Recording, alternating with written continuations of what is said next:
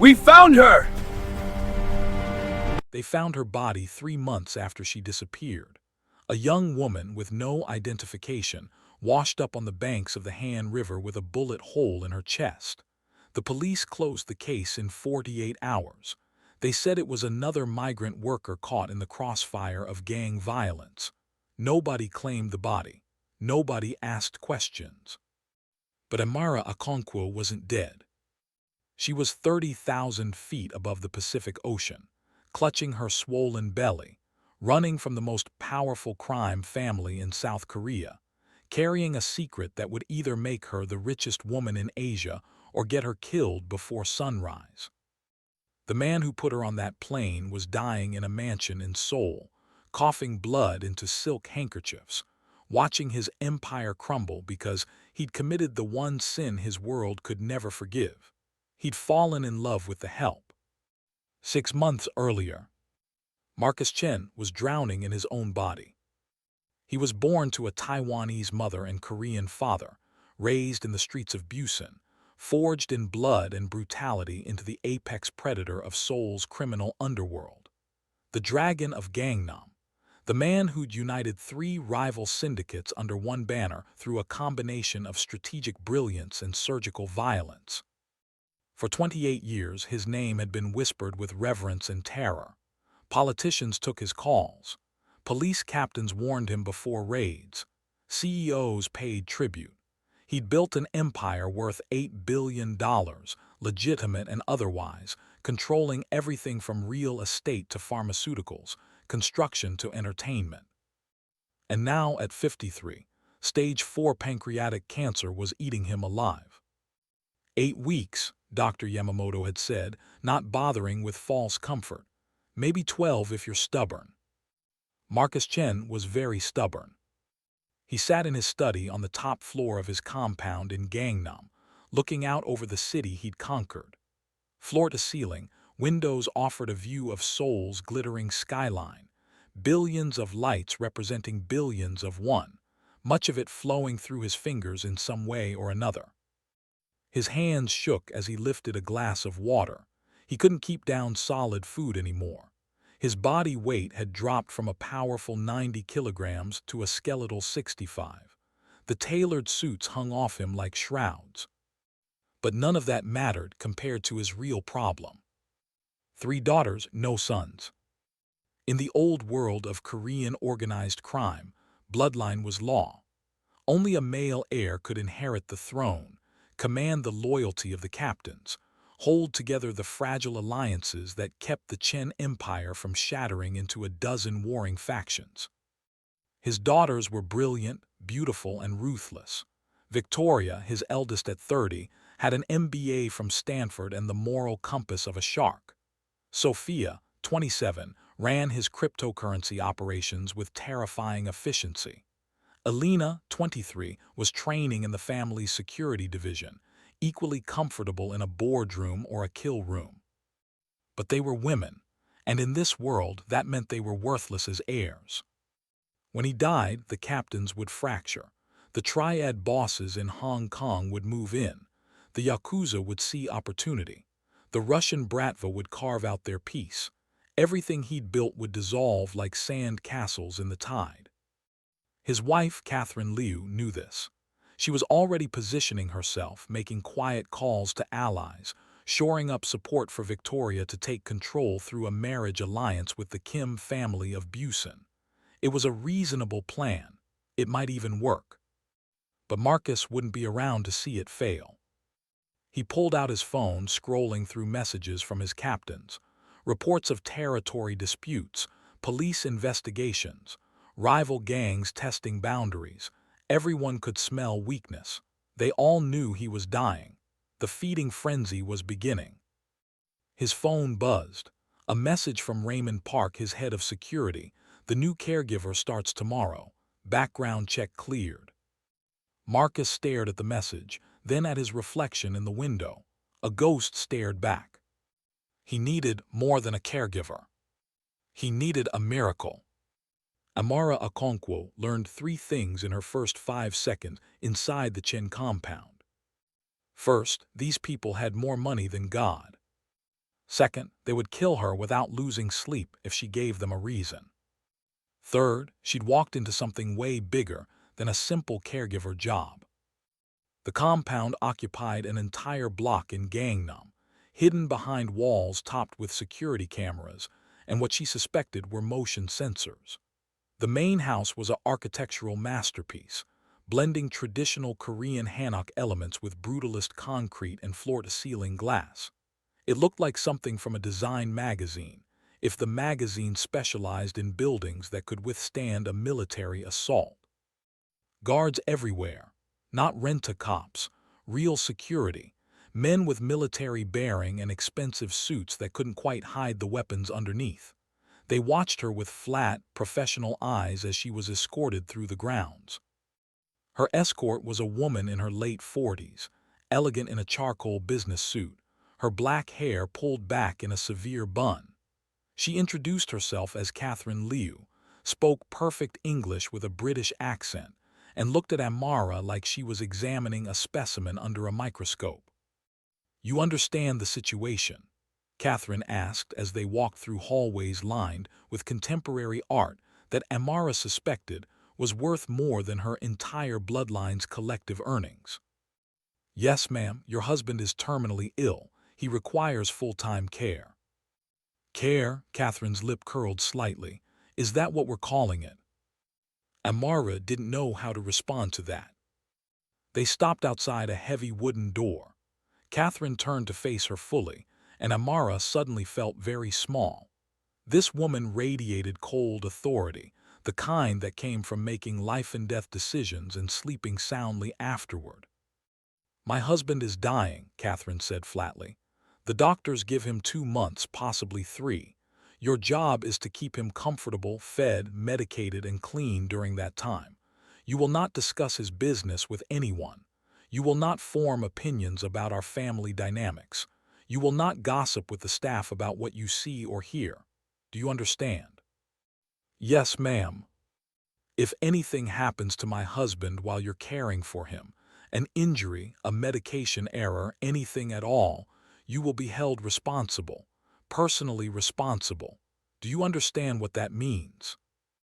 Amara's throat went dry. "I think so, ma'am." "I don't think you do." Catherine stepped closer. "Let me be absolutely clear. I hired you because you're desperate, foreign, and expendable. You have no family here, no connections, no one who would ask questions if something unfortunate happened to you. That makes you perfect for this job, and it makes you very vulnerable. Are we clear?" It wasn't a threat, it was a promise. "Crystal clear, ma'am." Catherine's expression didn't change. "Good. If you do your job well, you'll be paid handsomely. 3,000,001 per month, room and board included. That's triple what you'd make anywhere else." It was more money than Amara had seen in 6 months. Enough to pay down the debt that was crushing her family. Enough to send her younger siblings to university. Enough to finally breathe. "Thank you, ma'am." "Don't thank me yet." Catherine opened the door. "Thank me if you survive the first week." The bedroom was massive, dominated by a hospital bed positioned to face floor-to-ceiling windows overlooking the city. Medical equipment hummed quietly in corners. The air smelled of antiseptic and something else, the sweet, rotten smell of a body shutting down. Marcus Chen sat in a wheelchair by the window, his back to them. He'd been powerfully built once. You could still see it in the breadth of his shoulders, the frame that had carried muscle and menace. But sickness had carved him down to angles and shadows. His hair, still thick and black with distinguished silver at the temples, was the only thing that looked healthy. "Your new caregiver," Catherine announced. Marcus didn't turn around. His voice when he spoke was surprisingly strong. Deep, commanding, the voice of a man used to being obeyed. "Leave us." Catherine's jaw tightened, but she obeyed. The door closed with a soft click. Amara stood there, uncertain, her heart hammering. She'd been in Seoul for 18 months, working every degrading job imaginable to survive, but nothing had prepared her for this moment. For the weight of attention from a man who'd built an empire on violence. "Come here," Marcus said. "Let me look at you."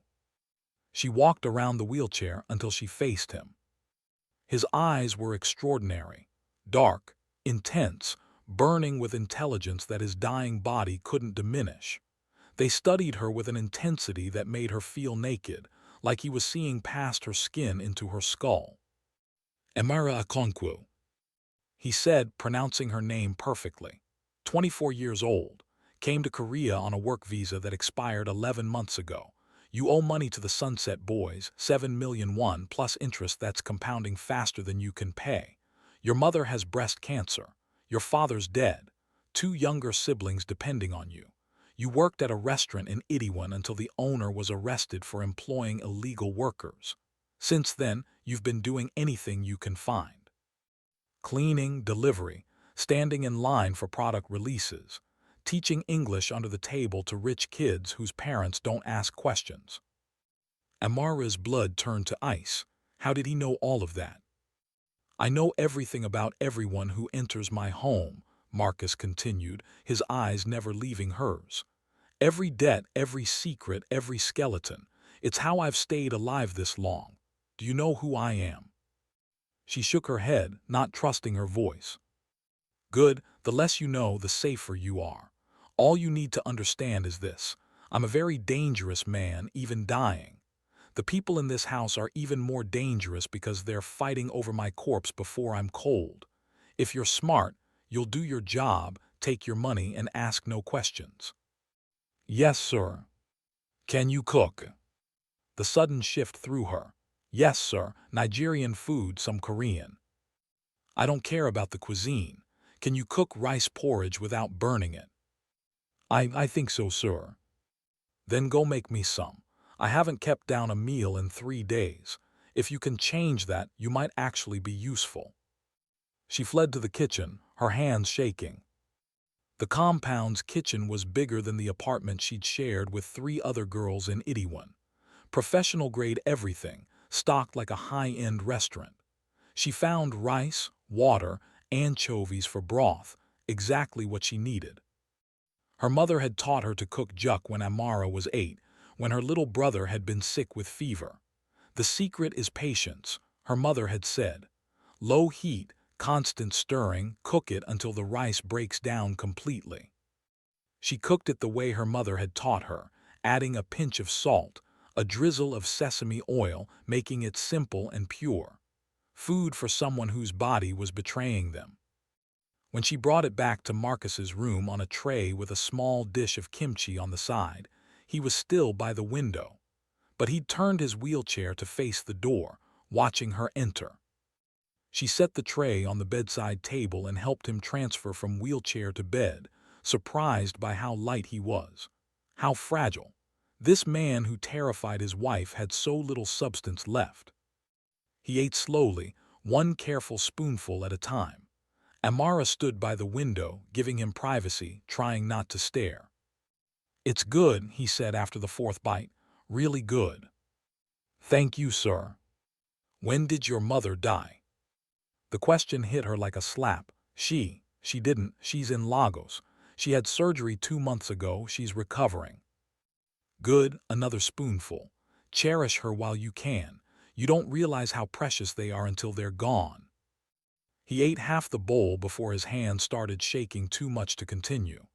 Amara took the spoon gently, feeding him the rest like he was a child. He let her, his eyes closed, accepting the indignity because pride couldn't fill an empty stomach. When he finished, he looked at her with something that might have been respect. "You'll do," he said. "Don't fuck it up." The first week was baptism by fire. Nobody told Amara what to do. Nobody trained her. She was simply expected to know how to care for a dying man in a house full of people who wanted him dead faster. She learned by trial and error, mostly error. She burned his first meal, mixed up his medications, and had to call the compound doctor at 2 a.m. when Marcus started vomiting blood. She tried to help him walk to the bathroom, and they both nearly fell, saved only by Raymond Park materializing from nowhere to catch them. Raymond became her silent guardian after that. head of security, built like a tank, face carved from stone. He never spoke more than necessary, but he was always there when she needed help, watching her back without being asked. "Boss likes you," he said one night after she'd successfully gotten Marcus through his evening routine without disaster. "That's good. Means you might survive this." "Survive what?" Raymond's expression didn't change. "This house, this family, everything that's coming." He walked away before she could ask what he meant. But she was starting to understand. Victoria, Marcus's eldest daughter, treated Amara like furniture, snapping orders, leaving messes, expecting instant obedience. Her fiancé, David H. Wang, was worse, a political operative with dead eyes and a smile that never reached them. He'd corner Amara in hallways, standing too close, asking questions about Marcus's condition with an intensity that made her skin crawl. "How's his mental state?" David asked one afternoon, blocking her path to the kitchen. "Is he lucid, confused, saying strange things?" "He seems fine, sir." "Fine," David's smile sharpened. "That's not what I asked. Is he having moments of confusion, memory problems? The medications can cause that, you know, hallucinations, paranoia. It would be normal at this stage." Amara understood what he was really asking. Could we declare him mentally incompetent? "He's completely lucid, sir. Sharp as anyone I've met." David's smile vanished. He leaned closer, his voice dropping. "You're being paid to care for him, not protect him. Remember that." He walked away, and Amara felt sick. Sophia, the middle daughter, ignored Amara completely.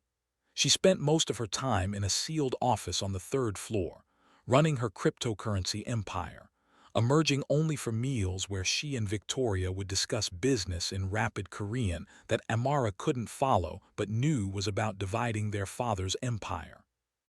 Elena, the youngest, was different. She watched Amara with curiosity rather than contempt, sometimes asking questions about Nigeria, about Lagos, showing genuine interest. But there was something hard in her eyes, something that suggested she was just as capable of violence as her sisters, maybe more so. Catherine, Marcus's wife, barely acknowledged Amara's existence except to criticize. The porridge was too thick. The room was too warm. Marcus looked tired. What had Amara done to exhaust him? Nothing was ever right. But slowly, impossibly, Amara got better at the job. She learned Marcus's patterns, his preferences, the subtle signs that meant he was in pain or nauseous or simply exhausted by the effort of existing. She learned to cook his meals exactly how he liked them, to help him move without making him feel helpless, to give his medications on a schedule she memorized rather than wrote down, because she didn't trust anyone not to tamper with written records. And they talked. At first just small things. "Thank you, good morning, how's the pain today?" But gradually, the conversations grew longer.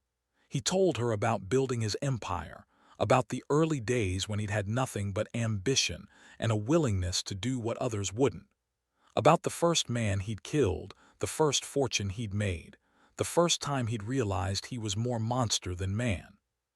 She listened, fascinated despite herself. This was history unfolding in real time, the confessions of a king looking back at his reign. He asked about her life too, about growing up in Lagos, about her family, about the desperate chain of decisions that had led her to Seoul, to debt, to this house. "You're brave," he said one evening after she'd finished feeding him dinner. "Braver than you know. Coming to a foreign country with nothing, fighting to survive, taking care of your family from thousands of miles away. That takes strength." "I don't feel strong," Amara admitted. "I feel like I'm drowning." "We're all drowning," Marcus said quietly. "The only question is whether we drown alone or pull someone up with us." 3 weeks into the job, Amara woke up at 3 a.m. to alarm screaming. She ran to Marcus's room in her pajamas, heart pounding, expecting to find him dead or dying. Instead, she found him sitting up in bed, perfectly calm, while armed men in tactical gear swept through the compound. Raymond appeared in the doorway, weapon drawn, scanning the room. "Stay with him," Raymond ordered. "Don't open the door for anyone but me." He vanished. Amara locked the door and sat on the edge of Marcus's bed, her whole body shaking. "What's happening?" "Someone tried to get in," Marcus said calmly, like this happened every Tuesday. "They didn't make it far. Raymond's people are very good." "Someone tried to break in here." "They didn't want to rob me, if that's what you're wondering." The implications settled over her like ice water. Someone had tried to kill him. "Your family," she whispered. Marcus smiled, and it was the saddest thing she'd ever seen. "Probably not. They're patient enough to wait for nature to take its course. This was likely the Hong Kong triads, or the Russians, or any of a dozen groups who think my death will create opportunities. They're not wrong." "You're not scared?" "I've been dying for 6 months, Amara. I've had time to make peace with it." He looked at her, really looked at her. "Are you scared?" "Terrified." "Good, fear keeps you alive. Never lose that." The all-clear came an hour later. 3 men had tried to breach the compound's perimeter. 2 were dead, killed by Raymond's security team. The third was taken to a secure location for questioning. Amara didn't ask what that meant. She didn't want to know. But something changed that night. Some invisible line was crossed. Marcus looked at her differently after that, like he was seeing her clearly for the first time, measuring her against some internal standard. And she realized with growing horror that she cared about this dying gangster, cared what happened to him, cared that he was running out of time with no one to inherit his empire, no one to carry his legacy beyond daughters that his world refused to recognize. That's when she made her first terrible mistake. She asked, "What will happen to everything you built when you're gone?" Marcus stared out the window at Seoul's glittering lights. "It will burn, all of it. Everything I fought for will dissolve into chaos and blood. My daughters will try to hold it together, but the captains won't follow them. The old families won't acknowledge them. Everything collapses. There has to be a way." "There's one way." His voice was flat, final. "A son, a male heir, someone who carries my blood and my name. That's the only thing that would hold the empire together." Silence stretched between them. "It's too late for that," Amara said quietly. Marcus turned to look at her, and the intensity in his eyes made her breath catch. "Is it?" Amara didn't understand what Marcus meant until 3 days later, when Catherine announced she was taking the daughters to Shanghai for a business meeting. They'd be gone for a week. "You're in charge of him," Catherine told Amara coldly. "If anything happens while we're gone, you'll answer for it personally." The threat was clear. Amara nodded mutely. That night, after she'd helped Marcus through his evening routine, gotten him comfortable, given him his medications, he asked her to sit. "I need to discuss something with you," he said. "Something that will sound insane, but I need you to hear me out completely before you respond. Can you do that?" Warning bells rang in Amara's head. "Sir." "Please." She sat. Marcus took a careful breath, the kind that obviously hurt. "I'm dying, you know that. Everyone knows that. What they don't know is that I have approximately 6 weeks left, possibly less. The cancer is accelerating. I can feel it eating me from the inside." "I'm sorry." "Don't be. I've lived longer than I deserved." He waved away her sympathy. "But I have a problem. When I die, my empire dies with me. Everything I built will be torn apart by my enemies, by rival syndicates, by my own captains fighting over the scraps. My daughters will try to salvage something, but it won't work. They don't have the backing, the bloodline recognition. In 6 months, the Chen family will cease to exist as a power in Seoul." Amara nodded slowly. She'd figured out that much. "Unless," Marcus continued, his eyes locked on hers with laser intensity, "I have a son." The words hung in the air between them. A male heir would change everything, he continued. Even an infant. The captains would fall in line. The old families would acknowledge him.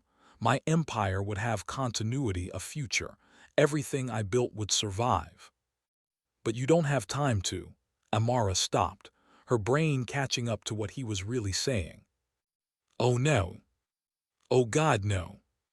You're asking me to. She couldn't finish the sentence. I'm asking you to carry my child, Marcus said quietly. I'm asking you to give me an heir, to carry him to term, to give birth to the one thing that could save everything I've worked for. Amara stood up so fast her chair fell over. Are you insane? I'm not, I can't, that's impossible, immoral, insane, Marcus nodded. Yes to all of those. I'm asking you to do something that violates every boundary, every reasonable expectation. I know that. Then why? Because you're the only person I trust. His voice cracked slightly.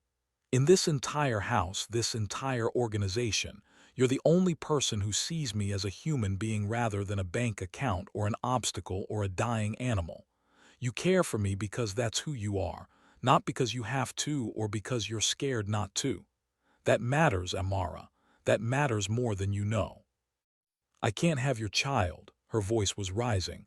We're not, this is crazy.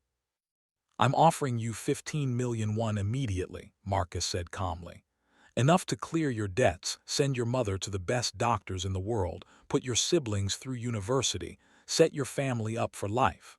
When the child is born, another 100 million won, plus complete protection for you and your family forever.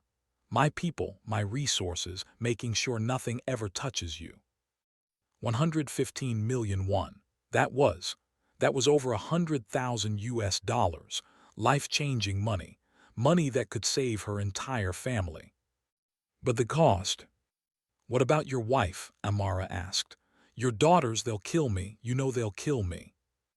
They won't touch you while I'm alive. And after I'm gone, you won't be here. I'll arrange everything, safe passage out of Korea, a new identity, a home in London or New York or wherever you want. You'll disappear before anyone knows you were pregnant. And the baby will be raised as my heir. I'll make it legal, ironclad. He'll inherit everything. Your job is just to carry him to term and deliver him safely. After that, you walk away with more money than most people see in 10 lifetimes. Amara's head was spinning. This couldn't be real. This had to be some fever dream. I need to think, she whispered. Take all the time you need. Marcus's expression softened slightly. But Amara, I know what I'm asking is unconscionable. I know it makes me a monster. But I'm dying and I'm desperate, and you're the only light I've seen in this darkness. Whatever you decide, I'll respect it. She left his room and didn't sleep for 3 days. Amara spent those 3 days in agony, her mind racing through every possible angle, every outcome, every moral calculation. What Marcus was proposing was beyond unethical. It was using her body as a vessel, treating her like an incubator, exploiting her desperation for his own legacy. Everything about it was wrong. But her mother's cancer treatments were bankrupting the family. The Sunset Boys were pressuring her harder every week, their threats escalating from vague to specific. Just yesterday, one of them had mentioned her brothers by name, talked about how tragic it would be if something happened to young students in Lagos. She had no visa, no legal recourse, no safety net. If she ran, they'd find her. If she stayed and couldn't pay, they'd hurt her family to make a point. And Marcus was dying, truly dying. She saw it every day, the increasing pain, the way he could barely keep down water now, how his hands shook constantly, how he sometimes dozed off mid-sentence and woke up confused about where he was. He was a monster. He'd admitted as much. He'd built his empire on violence and exploitation and blood. But he'd also been kind to her, protected her, treated her like a human being in a house full of people who saw her as disposable. And the money, God, the money. On the third night, Amara made a video call home. Her mother answered, looking thin but smiling, her head wrapped in a colorful scarf that covered her chemotherapy baldness. "Amara, my daughter, how are you?" They talked about nothing important, the weather in Lagos, how her brothers were doing in school, neighborhood gossip. But Amara watched her mother's face, saw the exhaustion she was trying to hide, the way she winced when she moved certain ways. The cancer had been caught late. The prognosis wasn't good. The doctors had given her 2 years, maybe 3, with continued treatment. Treatment that cost money they didn't have. After they hung up, Amara sat in her tiny room, staring at nothing. What was her body worth? What was her dignity worth? What was her future worth? Were they worth more than her mother's life, her brother's education, her family's survival? She didn't know. She genuinely didn't know. But she knew what decision she was going to make. The next morning, she entered Marcus's room with a contract she'd written out by hand on notebook paper. "I'll do it," she said without preamble, "but I need everything in writing, legal documents, ironclad contracts. Money in escrow that gets released whether you're alive or not. I need guarantees." Marcus looked up from his breakfast, hope and something like guilt warring on his face. "Of course, whatever you need. I need 30 million up front, not 15. I need proof that another 100 million is held in trust for when the baby is born. I need a legal team that answers to me, not you, to verify everything. I need a guarantee of safe passage out of Korea with a new identity. And I need all of this signed by someone independent who can enforce it if you die before the baby is born." "Done." She stopped. "Done just like that." "Amara," Marcus set down his spoon, his hands shaking with more than just illness. "You're giving me everything. The absolute least I can do is give you security." She sat down slowly. "Why me, really? There must be thousands of women who would do this." "Because you care," he said simply. "About people, about doing right, about more than just money. I've spent my entire life surrounded by predators. Beautiful, efficient predators who would sell their own children for advancement. You're not that. You're good. And I want my son raised by someone good, even if it's just for 9 months." "I'm not good," Amara said quietly. "I'm desperate. There's a difference." "No, there's not." Marcus smiled, that sad smile again. "Desperation reveals who we really are. You could have stolen from me, blackmailed me, done a dozen things to exploit the situation. Instead, you took care of me. That's goodness, Amara. That's grace." She wanted to believe him, wanted to think she was making this decision for noble reasons rather than mercenary ones. But she knew the truth. She was prostituting herself for money, just with a longer timeline and better compensation than most. "When?" she asked. "As soon as the contracts are signed.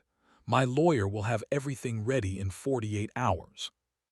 2 days later, in a private office in Gangnam with lawyers she'd chosen independently to review everything, Amara signed contracts that made her feel like she was selling her soul. 30 million hit her account immediately. She paid off the Sunset Boys that afternoon, watched their faces go from threatening to obsequious when they saw the transfer. Sent money home to Lagos for her mother's treatment, for her brother's school fees, felt the crushing weight of debt finally lift. Then she went back to the compound and did the unthinkable with a dying gangster who looked at her like she was saving his life instead of just extending his legacy. It was clinical, mechanical, nothing like romance or passion or anything worthy of the magnitude of what they were doing. Marcus's body was failing. The cancer had destroyed so much of him that intimacy was more medical procedure than human connection. But somehow, impossibly, it worked. Amara threw up for 3 weeks straight before she admitted what she already knew. The pregnancy test confirmed it, positive. She told Marcus late one night, after helping him through another round of violent nausea, after wiping blood from his lips, after getting him comfortable in bed with enough pillows to help him breathe. "I'm pregnant." He went completely still. Then tears started streaming down his face. Are you sure?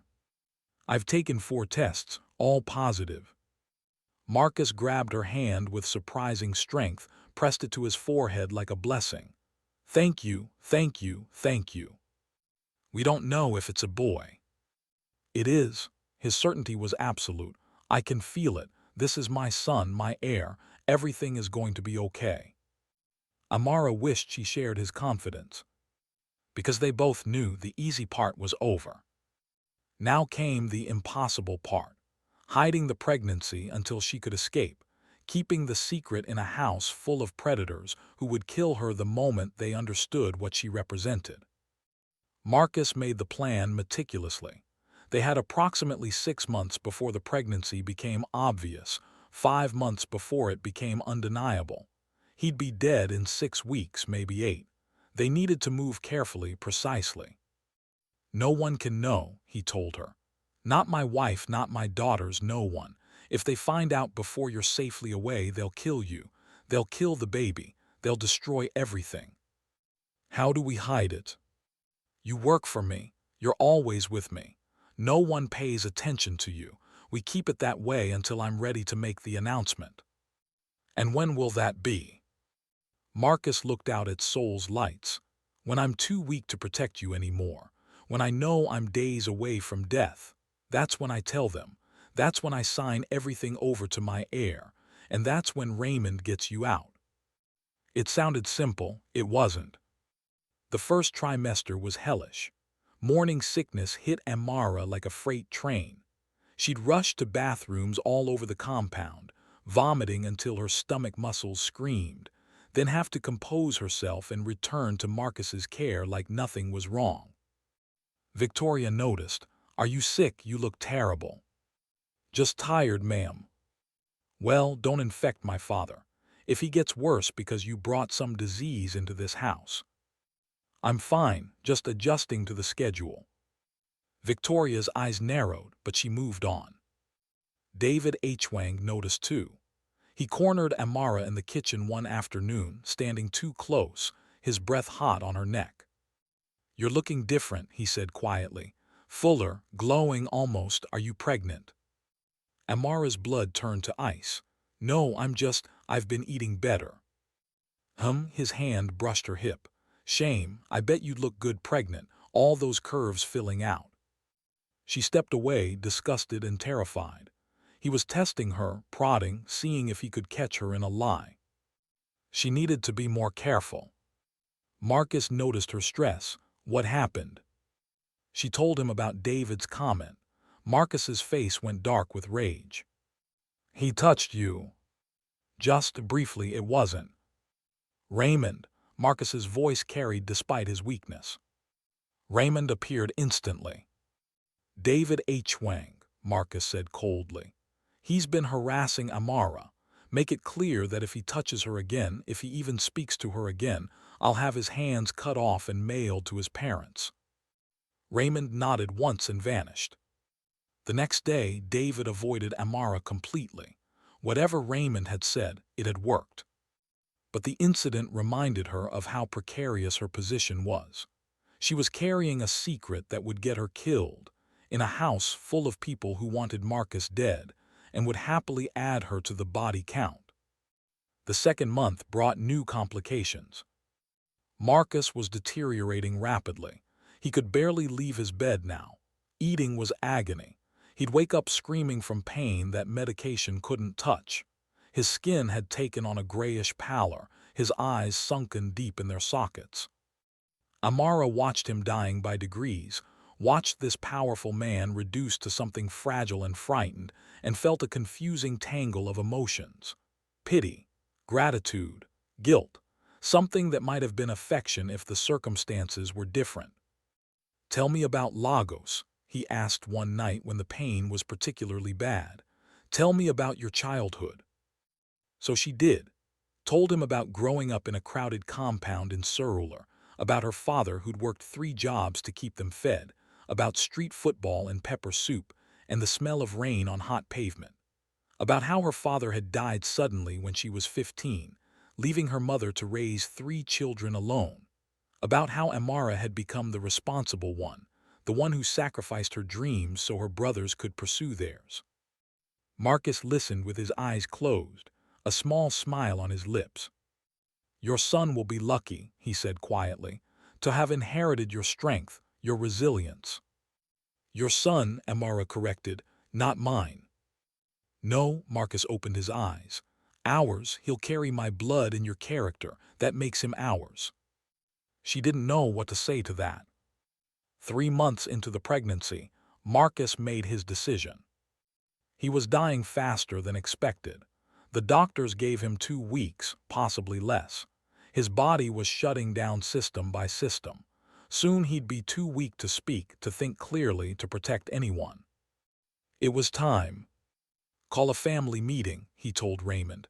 "Everyone, wife, daughters, their partners, tonight." Amara wasn't supposed to attend. She was told to stay in her room out of sight. But the walls in the compound were thick, not soundproof. She pressed her ear to the door and heard everything. Catherine's cold voice. "This better be important, Marcus. I have calls to Shanghai." "It's important," Marcus rasped. His voice was barely audible but still commanding. "It's about the succession." Silence, complete total silence. "There is no succession," Victoria said finally. "You're dying without an heir. We've accepted that. We have plans in place." "Your plans are irrelevant." Somehow Marcus found the strength to sound imperious. "I have an heir. A son, your half-brother." The explosion was immediate. Everyone talking at once, shouting, demanding explanations. "Silence!" Marcus's roar cut through the chaos. More silence. "How is this possible?" Catherine's voice was pure venom. "You've been dying for months. You can barely. And yet here we are. My son will be born in 5 months. He will inherit everything. The empire, the businesses, the territory, all of it." "Who's the mother?" That was Victoria, ice cold. A pause, then, "Amara," Marcus slowly said, with his eyes blazing protectively. Amara heard something crash, someone screaming, the sound of furniture being overturned. "The maid," that was Sophia shrieking. "You got the Nigerian maid pregnant." "You've lost your mind," Alina joined in. "This is insane. How could you?" "That woman is nothing," Catherine's voice cut through. "A nobody, a foreigner, a desperate little." "Enough," Marcus's voice cracked like a whip. "That woman has more honor than all of you combined. She cared for me when you were counting my money. She treated me like a human being when you were measuring my coffin. And now she's carrying my heir, the future of everything I built." "This is a joke," David H. Wang's voice, calm and calculating. "You can't seriously expect the organization to accept some random African woman's bastard as—" "I don't expect, I'm telling you. That child is my blood, my heir. When he's born, everything transfers to him.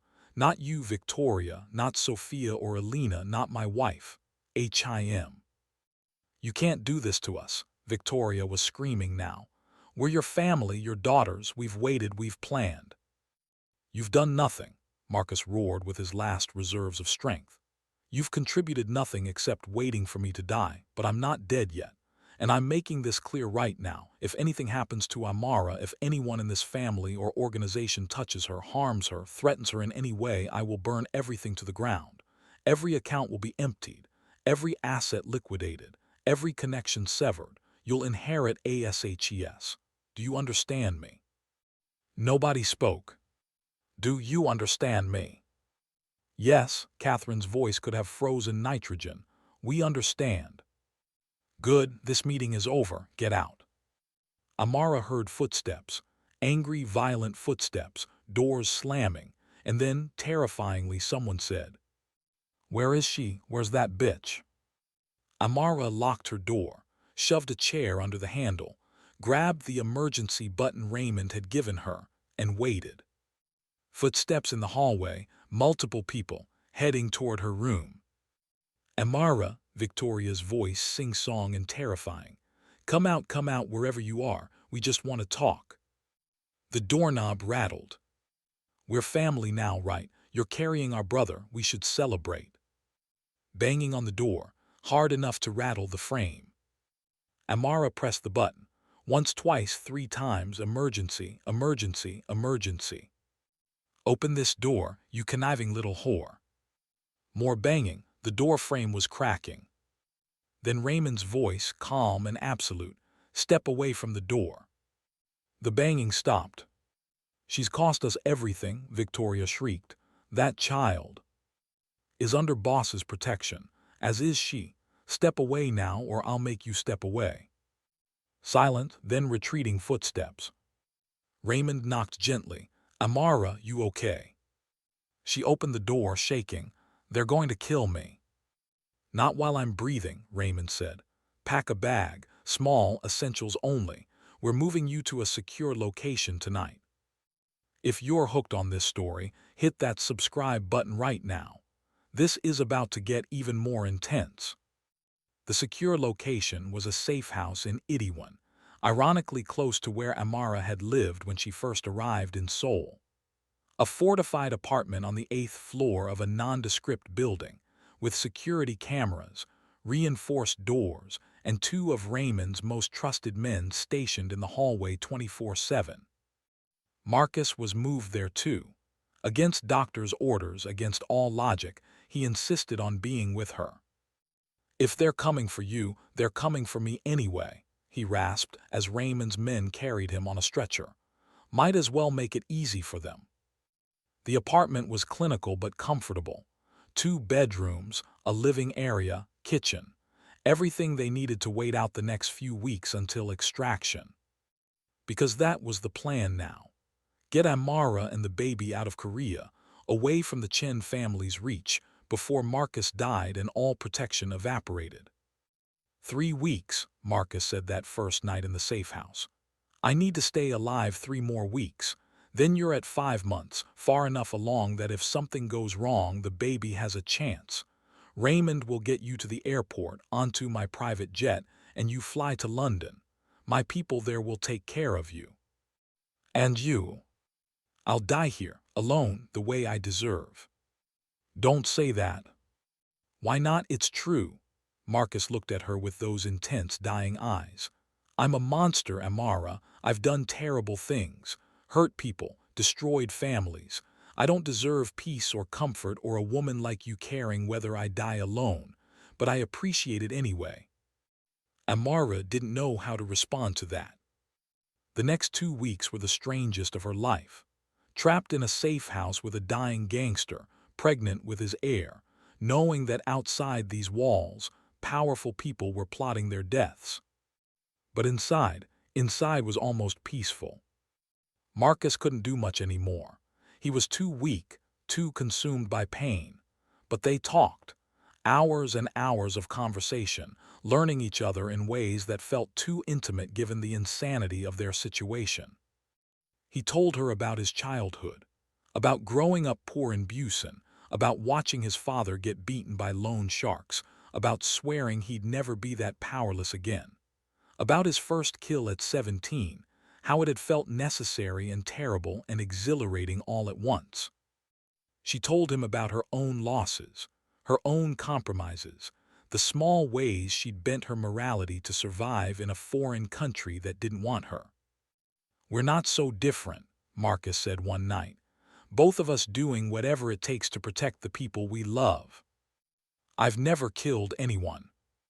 No, but you've sacrificed yourself. That's harder in its own way. Killing is quick. Self-sacrifice is slow death. The pregnancy progressed. Amara's belly swelled, becoming impossible to hide. She felt the baby move for the first time and, without thinking, grabbed Marcus's hand and placed it on her stomach. He felt the kick and started crying. He's strong, Marcus whispered, like his mother. Like both his parents, Amara corrected. Outside, the situation was deteriorating. Raymond brought news every few days, none of it good. Victoria had filed legal challenges to Marcus's will, claiming mental incompetence. David H. Wang was making moves to seize control of key operations before Marcus died. The Hong Kong triads were positioning themselves to grab territory. The Yakuza were making inquiries about succession. "It's falling apart," Raymond said bluntly. "Without you there to hold things together, boss, the captains are choosing sides. Some are loyal to you, to the idea of your heir. Others are backing Victoria or cutting their own deals. In 3 months there'll be open war." "Let them fight," Marcus said tiredly. "As long as Amara and my son are safe, I don't care what happens to the empire." But Amara cared. She'd seen what Marcus had built, not just the criminal enterprise, but the legitimate businesses employing thousands of people, the investments in infrastructure, the delicate balance of power that kept Seoul's underworld from exploding into chaos. If it all collapsed, people would die, innocent people caught in the crossfire. "There has to be a way," she said. "Some way to maintain control until your son is old enough to take over." "There isn't," Marcus said flatly. "Even if I set up regents, trustees, a whole governance structure, the old families won't respect it. They need a Chen at the head of the table, not a council of advisors protecting an infant." "Then what was this all for?" Amara's voice rose. "If your empire dies anyway, if everything collapses, what was the point?" "The point," Marcus said quietly, "is that my son exists. That somewhere in the world there's a piece of me that's good, that's innocent, that has a chance to be better than I ever was. That's enough." It wasn't enough for Amara, but she didn't argue.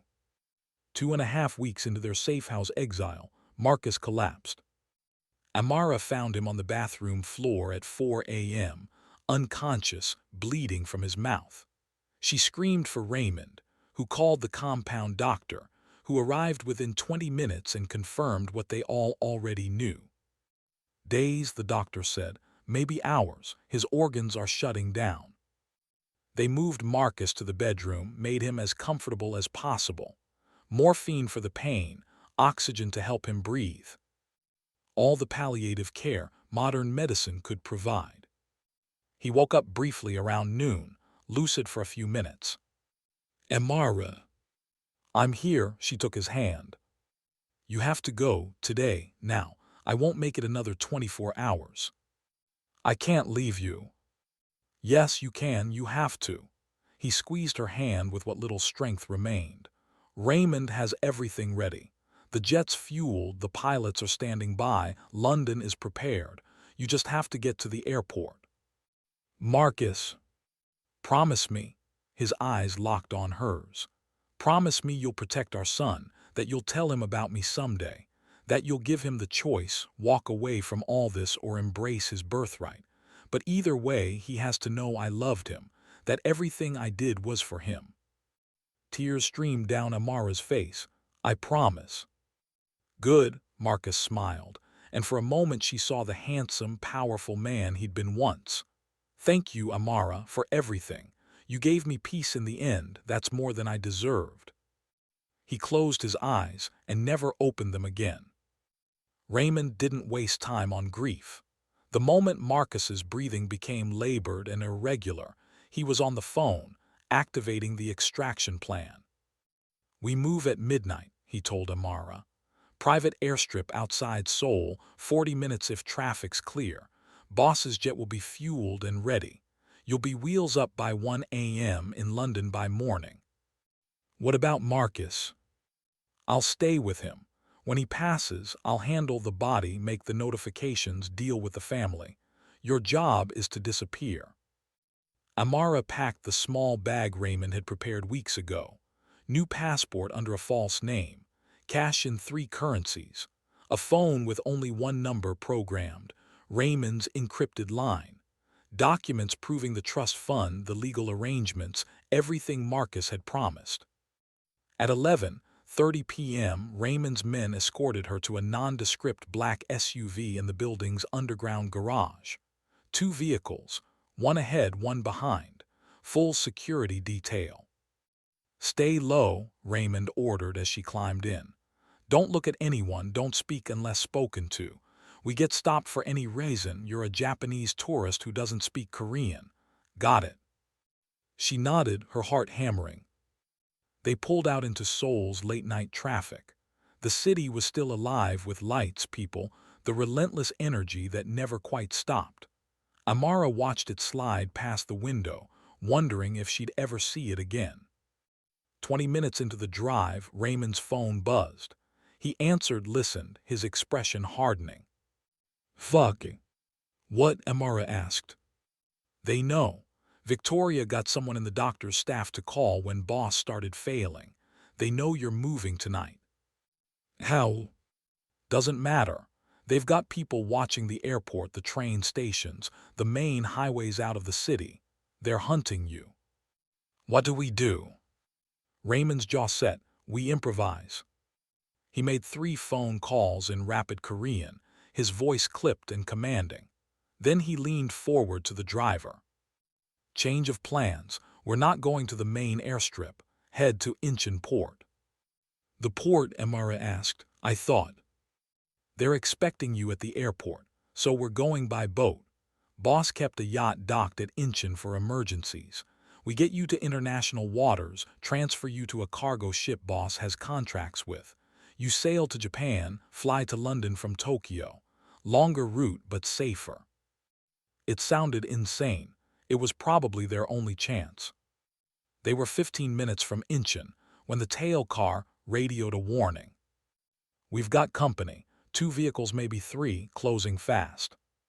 Raymond swore in 3 languages. How'd they find us? Tracker on the vehicle, the driver suggested. Check it after we. Raymond never finished the sentence. The SUV slammed into them from behind, hard enough to snap Amara's head forward against the headrest. Glass exploded. Tires squealed. Contact, someone shouted. Gunfire erupted. Amara ducked down, hands over her belly, praying the baby was okay. Bullets punched through the SUV's armor, spiderwebbing the bulletproof glass. Stay down. Raymond had his weapon out, returning fire through the shattered rear window. The driver floored it, weaving through traffic. Horns blared. They sideswiped a taxi, crushed a scooter, kept going. More gunfire. One of their escort vehicles exploded, flames and metal and screaming. We're not making it to the port, the driver said grimly. Then we improvise harder, Raymond snarled. He grabbed his phone, made one more call. I need emergency extraction. Songdo International City, the construction site on the waterfront, 15 minutes. He hung up and looked at Amara. Boss set up multiple escape routes. This one's riskier, but it'll work. We just have to get there. They made it 10 more minutes before the next attack. This time it was an ambush. 3 vehicles blocking the road ahead, armed men taking positions behind them. Hold on. The driver yanked the wheel, jumping the curb, cutting through a shopping complex's parking lot. They smashed through a barrier, drove across a pedestrian plaza, people scattering and screaming. The pursuing vehicles followed, still firing. One bullet found its mark. The driver's head snapped back, blood spraying across the windshield. The SUV swerved violently. Raymond grabbed the wheel from the back seat, somehow keeping them on course, even as the dead driver slumped against the door. Can you drive? He shouted at Amara. Yes. Climb up here, take the wheel, I'll shoot. It was insane, but everything was insane now.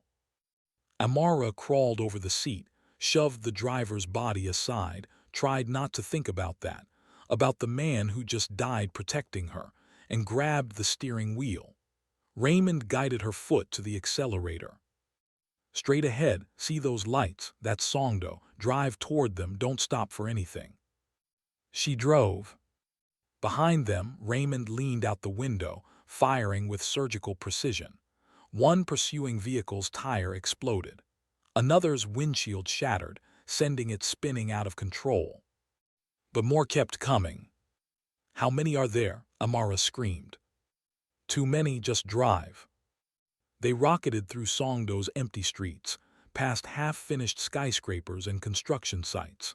Ahead, Amara saw the waterfront, moonlight glinting off water.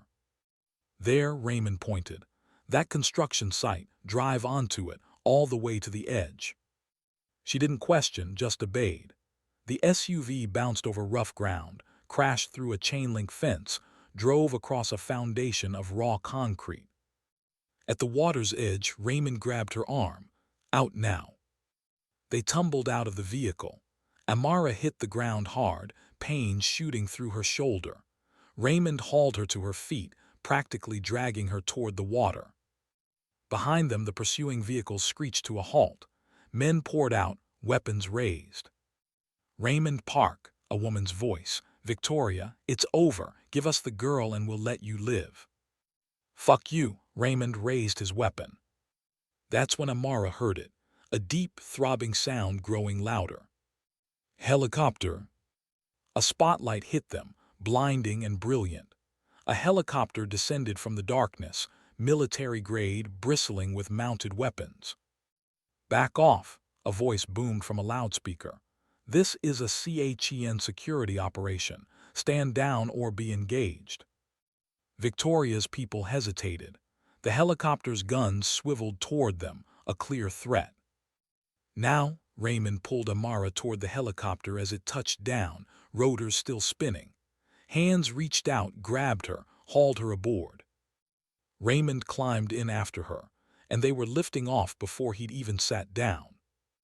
Through the open door, Amara saw Victoria standing in the spotlight, face twisted with rage, screaming something that was lost in the rotor wash. Then they were up, away, soaring over the water toward darkness and safety. The helicopter flew them to a cargo ship waiting in international waters. From there, a nerve-wracking 3-day journey to Tokyo, hiding in a private cabin while the ship's crew studiously ignored her existence. In Tokyo, a private jet, not Marcus's, a completely different one with no connections to the Chen family, flew her to London.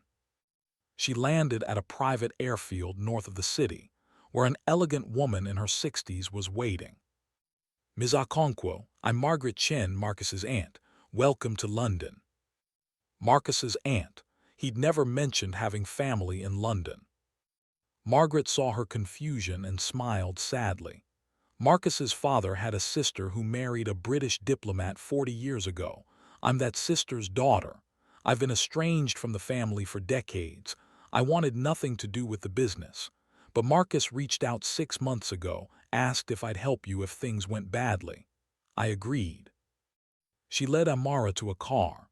I've prepared a flat for you in Kensington. Quiet, secure, everything you need.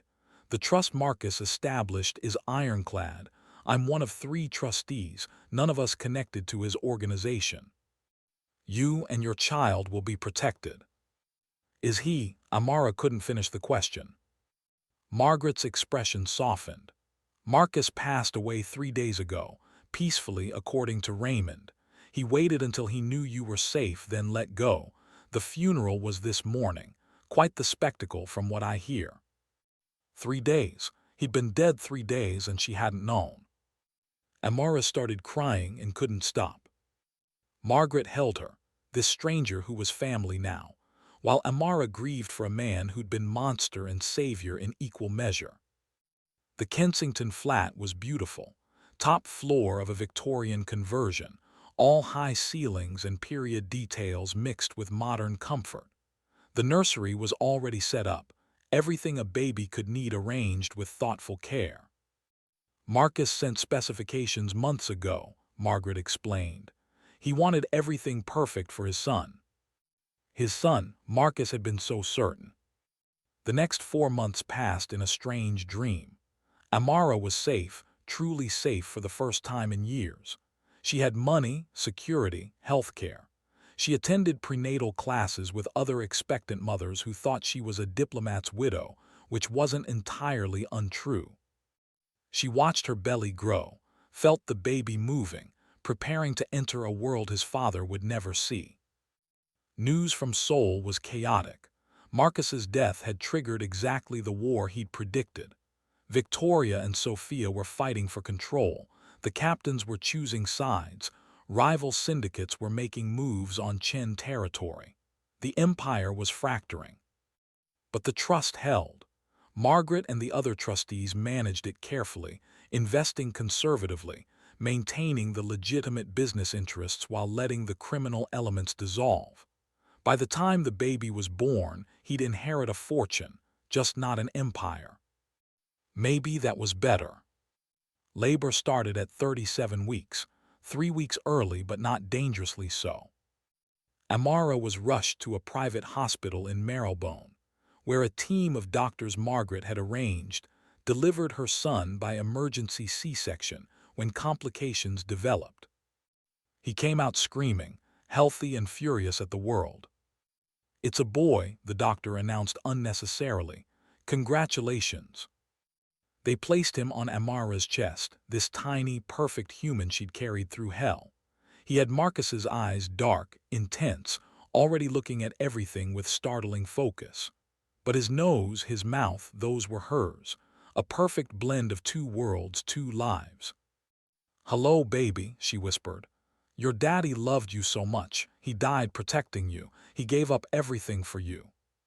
The baby grabbed her finger with surprising strength. She named him Marcus Chimamanda Chen Okonkwo, Marcus for his father, Chimamanda, God will never fail in Igbo for her mother. Both families, both legacies combined. 5 years later, Amara stood in the doorway of the nursery, not a nursery anymore, really. A little boy's room, full of trucks and books and drawings. Marcus was 5 now, bright, curious, stubborn as hell. He had his father's intensity and intelligence, his mother's kindness and resilience. He spoke English and Igbo fluently, was learning Korean from a tutor Margaret had found. He had no idea who he really was, what he was heir to. But soon she'd have to tell him. The trust had grown to nearly £1 billion through careful management. The legitimate businesses Marcus had owned were thriving under professional management. And in Seoul, the war had finally ended. Victoria had consolidated power, rebuilt a smaller but stable organization, made peace with the rival syndicates. She'd also been searching for her half-brother for 5 years. Raymond sent encrypted messages occasionally. Victoria knew the baby existed, knew he was Marcus's heir. She'd hired investigators, hackers, even a private military company to track them down. So far, Margaret's network had kept them hidden, but Victoria was patient, persistent. Eventually, she'd find them. When that day came, Marcus would have to choose. He could accept his birthright, return to Seoul, claim his inheritance and everything it entailed. The money, the power, the danger, the violence. He'd be the head of one of Asia's most powerful families, for better or worse. Or he could walk away. Live the quiet life Amara had built for them in London. Stay safe, stay innocent, stay out of the darkness his father had lived in. Marcus had given her one job: let their son choose. Amara watched little Marcus playing with his toy cars, making engine noises, completely unaware of the destiny waiting for him. "Mama, come play," he called out. "Coming, baby." She sat down on the floor next to him. This beautiful boy who was both blessing and burden, savior and sacrifice. Someday she'd tell him everything. About his father, the dragon of Gangnam. About the empire built on blood and brilliance. About the love and desperation that brought Marcus into existence. About the choice he'd have to make. But not today. Today, he could just be a little boy playing with his mother. Tomorrow could wait. Epilogue. Seoul, present day. Victoria Chen H. Wang stood in her father's old study, looking out over the city the way he once had. She was 40 now, married to David, mother of 2, and undisputed head of what remained of the Chen family organization. She'd rebuilt carefully, strategically, legitimized most of the business, maintained just enough criminal influence to keep rivals wary but not enough to attract serious government attention. It had taken 5 years, but the family was stable again. Almost. The door opened. Raymond Park entered, older now but still formidable, still loyal to Marcus's memory even though Marcus's son was his true master. "Anything?" Victoria asked. "Nothing concrete, but our contact in London spotted something interesting. A woman matching Amara Okonkwo's description, enrolled in a graduate program at LSC. She has a son, 5 years old, mixed heritage." Victoria's heart rate increased. "You're sure?" "Not certain, but the timing's right, the age is right, and she's receiving funds from a trust we can't trace back to anyone except our old family lawyers." It was him. After 5 years of searching, they'd finally found her little brother. Victoria should have felt anger, triumph, the satisfaction of finally tracking down the woman who'd stolen her inheritance. But instead she felt something unexpected, curiosity. What kind of boy had Amara raised? What kind of man would he become? Would he be like their father, brilliant, ruthless, magnetic? Or would he be something different, something better? "What do you want to do?" Raymond asked. Victoria thought about it for a long moment. She could send people to London, could force Amara to bring the boy to Seoul, could try to mold him into the heir their father had envisioned. Or she could wait, let him grow up safe and innocent, let him discover his birthright in his own time when he was old enough to understand what it meant. "We watch," Victoria decided. "We don't approach, we just watch, let him live his life. When he's 18, when he's old enough to choose, then we'll make contact. We'll tell him who he is, what he can have, and we'll let him decide." Raymond nodded slowly. Boss would have liked that, giving him the choice. "Boss made a lot of terrible decisions," Victoria said quietly. "But loving that boy, that might have been his first good one." She turned back to the window, to Seoul's endless lights. Somewhere out there was her half-brother, the heir to everything their father built, the future of the Chen family. But for now, he could just be a little boy. For now, that was enough. So there you have it. If you enjoyed this story, don't forget to subscribe and hit that bell icon for more incredible stories like this one. Drop a comment telling me what you think about the story. Thanks for watching, and I'll see you in the next story.